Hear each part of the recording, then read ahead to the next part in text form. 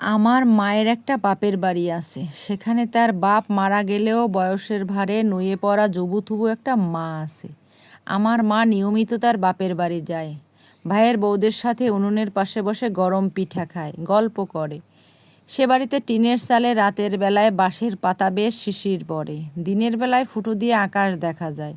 সেই বাড়িতে বৃষ্টি হলে মাটির ঘ্রাণ পাওয়া যায়। শোলের বেড়ার ফাঁক দিয়ে তাকালে মধুদের বাড়ি দেখা যায়।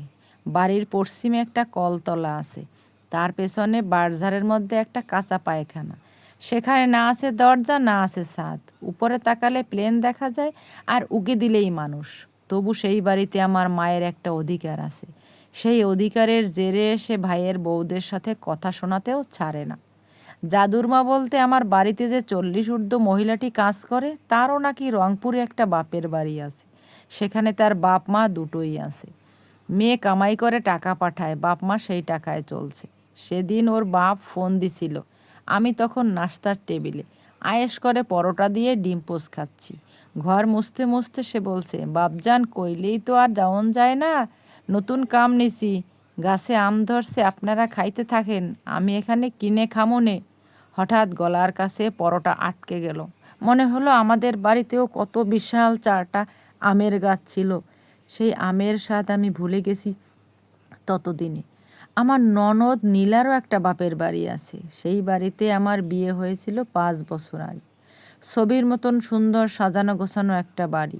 ভেতরের উঠানো গোলাপের ঝাড়, সন্ধ্যায় সেখান থেকে হু হু করে মন মাতানো এক মাতাল ঘ্রাণ ঘরে ঢোকে। মূল ফটকের সামনে 2 বছর আগে একটা শিউলি গাছ লাগিয়েছিলাম। সে নিয়ে আমার শাশুড়ির কি আপত্তি! উনার বাসায় আমার কোনো রকম হস্তক্ষেপ উনি সহ্য করতে পারেন না। অথচ আমি উনার একমাত্র ছেলের বউ। এই বাড়ির পান থেকে চুনের সমস্ত খরচ পিয়াস বহন করে। কিন্তু তবুও মেয়ে চাইলেই আমাকে কথা শোনায়। বাড়িতে বউয়ের কোনো অধিকার নেই, শাশুড়ির সব অধিকার। আমি এ নিয়ে কোনো কথাই বলাই না, শুধু এ বাড়িতে যাতায়াত কমিয়ে দিয়েছি। যে বাড়িতে অধিকার নেই সে বাড়িতে যাওয়ার প্রশ্নই ওঠে না। নীলা বছরের লম্বা একটা সময় মেয়ে নিয়ে সেই বাড়িতেই যায়। ওখানে ওর একটা ঘর আছে, কাপড় রাখার আলমারি আছে, আর বড় একটা আয়নাও আছে। ওর বাবা পিয়াসকে ফোন দিয়ে বলে, পিয়াস টাকা পাঠাও। তোর বাবা 1000 টাকা পাঠিয়ে দেয়। বাজারে ফোন দিয়ে বলে নদীর বড় মাছটা দিতে। আমার শাশুড়ি দৌড়ে যায় দেশি মুরগির ডিম আনার জন্য, অথচ আর কালো গাইয়ের দুধ। ঘরের পালা মুরগি জবাই করে। আমি কি অবাক হই?